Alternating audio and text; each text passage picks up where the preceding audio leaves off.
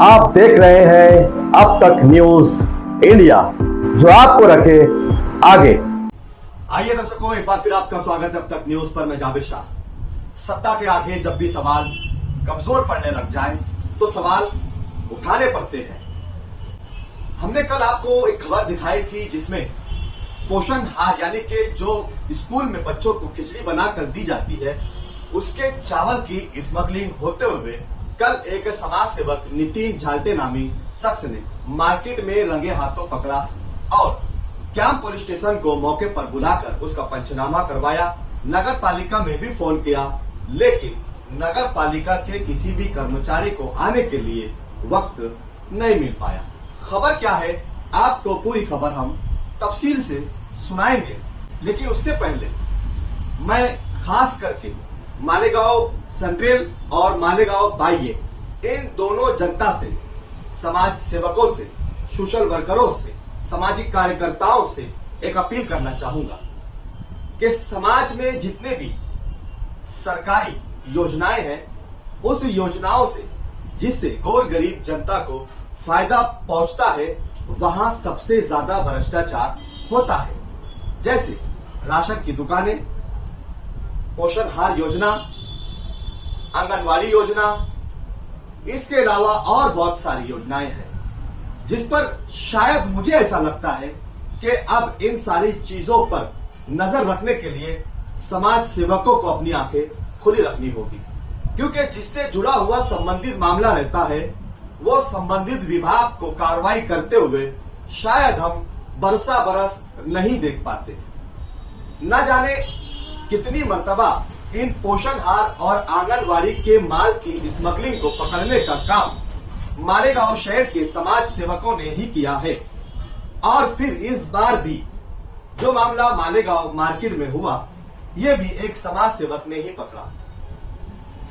लेकिन इसमें इसके पहले भी जो वारदात हुई है उसमें भी हम बात करेंगे तफसीलवार। वीडियो थोड़ा लंबा होगा, लेकिन दर्शकों आपको ये देखने की जरूरत है कि समाज में क्या चल रहा है, क्या हो रहा है, संबंधित विभाग क्या कर रहे हैं और अधिकारी अपनी ड्यूटी कैसे निभा रहे हैं।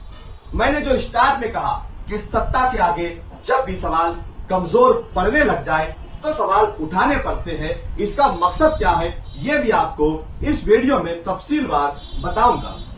पहले आपकी स्क्रीन पर मैं एक एफआईआर कॉपी जो छावनी पुलिस स्टेशन में दर्ज हुई थी वो आपको स्क्रीन पर दिखा रहा हूं। आप वो स्क्रीन पर देखिए कि इसके पहले दाबाड़ी में ही पोषण हार का मामला दर्ज हुआ था। पोषण हार के चावल की स्मगलिंग करते हुए कुछ समाज सेवकों ने पकड़कर छावनी पुलिस स्टेशन को बुलाकर पंचनामा करवाया था।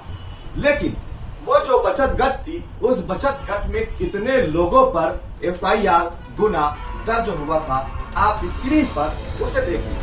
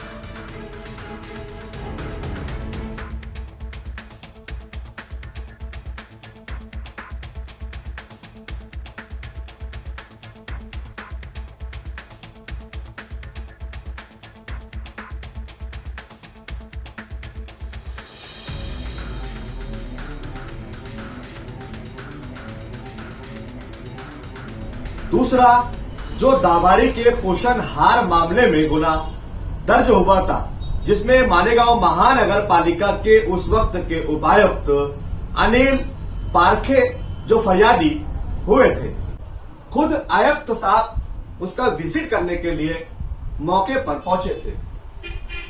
लेकिन कल मार्केट में जो मामला पेश आया, मालेगांव महानगर पालिका के कोई भी कर्मचारी नहीं पहुंचे। शायद 3 दिनों की छुट्टी होने के कारण अधिकारी नहीं पहुंचे होंगे, क्योंकि शुक्रवार को महाशिवरात्रि थी, शनिवार और रविवार को सरकारी छुट्टी थी। लेकिन क्या सरकारी छुट्टियों में अगर कोई मामला पेश आता है तो क्या कर्मचारी वहां पंचनामा करने नहीं पहुंचेंगे? ऐसा कानून है क्या? यह हमारा सवाल है।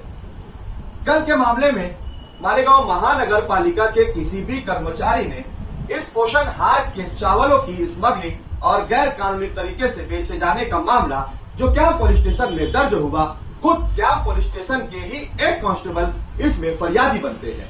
मालेगांव महानगर पालिका का कोई भी कर्मचारी इसमें फरियादी नहीं बनता है।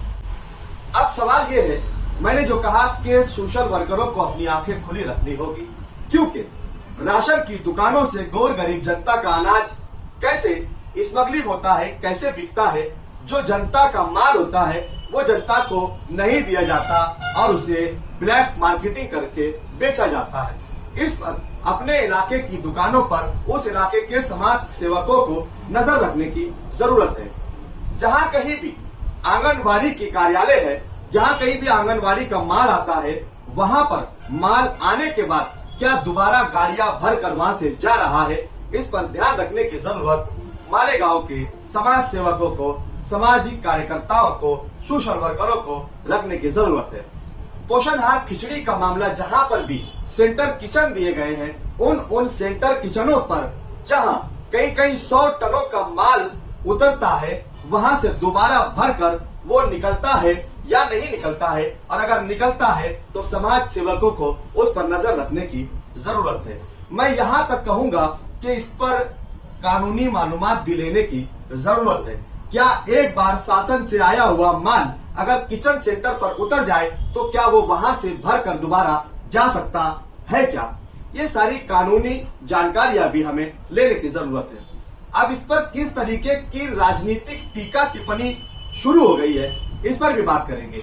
बीजेपी के माजी के गट नेता, वो नगर सेवक सुनील आभा गायकवाड़ ने कल एक पोस्ट लिखी है। वो पोस्ट मैं आपको पढ़कर भी सुनाऊंगा और आपकी स्क्रीन पर भी दिखाऊंगा कि वो पोस्ट क्या है। दर्शकों, वो पोस्ट ये है कि सुनील आभा गायकवाड़ ने पोस्ट करते हुए फेसबुक पे लिखा, अरे सामा, दाबाड़ी में कितनी औरतों पे गुना दर्ज करवाया था? सरकार 14। अरे मालेगांव डॉक्टर बाबा साहेब अंबेडकर नगर के केस में सिर्फ 2 लोगों पर बहुत नाइंसाफी है।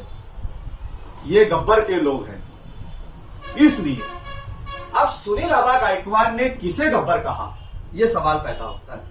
और सुनील आभा गायकवाड़ ने शोले फिल्म के इस डायलॉग को कैसे दर्शाया है और कैसे पिछले दाबाड़ी में हुई घटना और अंबेडकर नगर के सेंटर किचन से निकले हुए तांदुल जो चावल मार्केट में पकड़े गए हैं, इन दोनों को शोले फिल्म के इस गब्बर और साबा के बीच में कैसे अपना टीका टिप्पणी करते हुए कहा, तो इसके ऊपर कई सारी कमेंट्स भी आई हुई है। अब सवाल ये पैदा होता है, क्या एक केस में 14 लोगों पर एफआईआर होती है और एक केस में 2 लोगों पर एफआईआर होती है? हम किसी का समर्थन नहीं करते, हम किसी का विरोध नहीं करते। हमारा मकसद सिर्फ ये है कि अगर जुर्म एक था, कानून एक है, तो गुनाह अलग अलग तरीके से दाखिल क्यों हुआ, ये हमारा सवाल है। इंसाफ होना चाहिए, न्याय सबके लिए बराबर होना चाहिए, क्योंकि कोई भी संविधान से ऊपर नहीं है। चाहे वो आमदार हो, खासदार हो, मंत्री हो, मुख्यमंत्री हो या फिर खुद प्रधानमंत्री क्यों ना हो, ये सब के सब संविधान से नीचे आते हैं और सबसे ऊपर होता है हमारे देश का कॉन्स्टिट्यूशन, संविधान, हमारे देश का कानून। तो कानून ये कहता है कि कानून सबके लिए बराबर है। अगर कानून सबके लिए बराबर है तो एक ही गुनाह में इस तरीके की नाइंसाफी क्यों, ये हमारा सवाल है। इंसाफ बराबर का होना चाहिए और समाज में चल रहे गौर गरीब जनता के हक और अधिकार को लूटने वालों पर कानूनी कार्रवाई होनी चाहिए और जनता को जागरूक रहना चाहिए, अपनी आंखें खुली रखनी चाहिए कि किस प्रकार की घटनाएं हमारे समाज में दर्शाई जा रही है। इस प्रकार से लोग निचली सतह के लोगों को भी नहीं छोड़ रहे हैं, जबकि ये अनाज का मामला सबसे निचली सतह का मामला है। अगर इसमें भी भ्रष्टाचार हो रहा है, इसमें भी गौर गरीब जनता के हक और अधिकार को छीना जा रहा है, स्कूल में बच्चों का अनाज अगर मुंह से छीना जा रहा है, गौर गरीब जनता के राशन की दुकानों से मिलने वाला अनाज अगर गौर गरीब जनता के मुंह से निवाला छीना जा रहा है, तो इसके ऊपर एक जागरूकता समाज में जागरूक लोगों की होनी चाहिए और समाज में हो रही इस प्रकार की बुराइयों की रोकथाम के लिए ठोस कदम उठाना चाहिए। हमारा आज का ये वीडियो आपको कैसा लगा, कमेंट बॉक्स में हमें जरूर बताइए। आपके अपने निजी विचार क्या कहते हैं?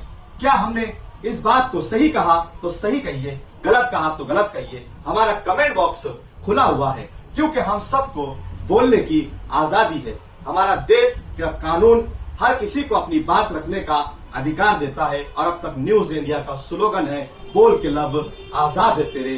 तो पूरी आजादी के साथ आप चाहे हम पर टीका टिप्पणी करें या फिर हमारी बात को सही ठहराए, लेकिन कमेंट बॉक्स में हमें जरूर बताएं। अगर अभी तक आपने हमारे अब तक न्यूज इंडिया को सब्सक्राइब नहीं किया है तो प्लीज हमारे अब तक न्यूज इंडिया को रेड बटन दबाकर सब्सक्राइब कर दें, बेल आइकन को प्रेस कर दें, ताकि हमारा हर वीडियो आपको मिलता रहे।